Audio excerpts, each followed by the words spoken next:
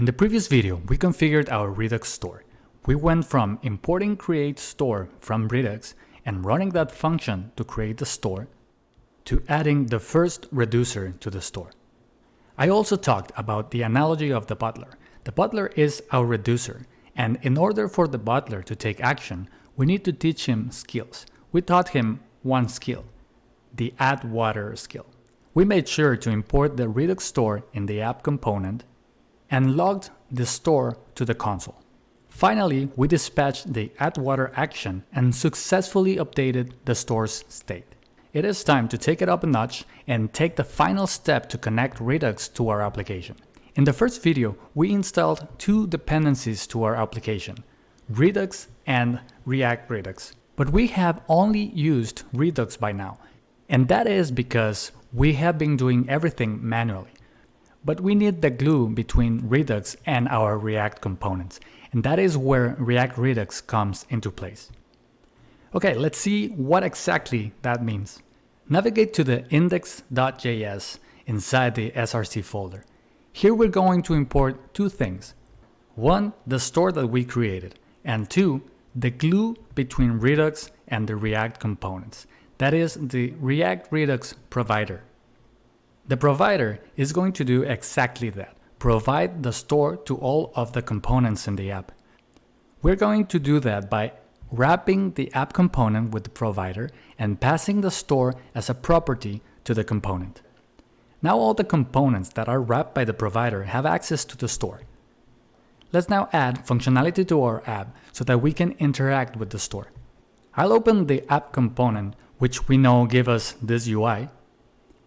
I'll remove the anchor tag, the link that says Learn React, and instead I'll add another P or paragraph that says your glass contains 0 cubic centimeters of water. Now the UI should look like this. The app component, thanks to the provider we added, has access to the store, but we are not accessing it yet. We haven't connected the component to the store. Before we do that, let's delete the import in line 5. We will not be accessing the store directly since we already have the provider in place. And also the console log in line 8. It is now time to talk about the React Redux hooks. We're going to take a look at useSelector first. Let's import useSelector from React Redux. Now in line 8, we will run the useSelector hook. The useSelector hook gives us access to the store, and as an argument, we can pass a selector. At the moment, the store only holds one value, and thus there is no much to select. Because of that, our selector will be extremely simple. We will pass an arrow function that will receive the state and will return that same state.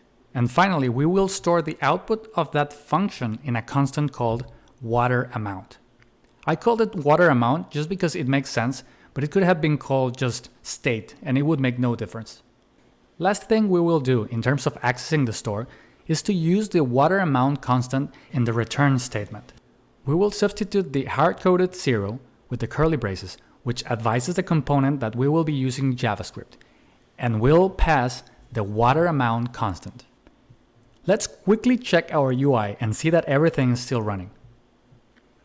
And yes, we still see our sentence and it displays the 0, but now we know it is not hard-coded and that it represents the state of our store. That takes care of retrieving state from the store. What about updating the store?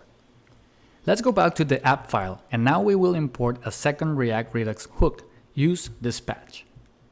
But before we can use it, we need to add something to the UI that will trigger a change. I'll add a button right after the water sentence. The text will say add water. We need this button to trigger an action, so I'll add the onClick property and pass a handler called handleClick. I will declare that handler in line 10. useDispatch needs to be run so that it gives us the dispatch function that we have used before. I'll run the hook before the click handler and store the output in a constant called dispatch. And then when the user clicks the add water button, the handler will run the dispatch function. How is it looking so far? Is it all making sense? Do you feel like you got this? Let me know in the comments below, and don't forget to subscribe if you feel like this video can help you. Let's keep going.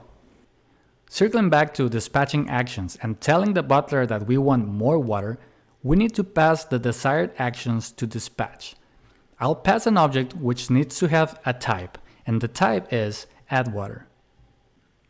A quick side note, the actions need to have a type. That is a required field, but you can pass other keys. A typical one is payload, where you would pass data to your reducer. Now let's go to the UI and click that like button if you are liking this video. Now let's test the add water button. And our button is updating the state. And since the component is subscribed to the state, it updates accordingly.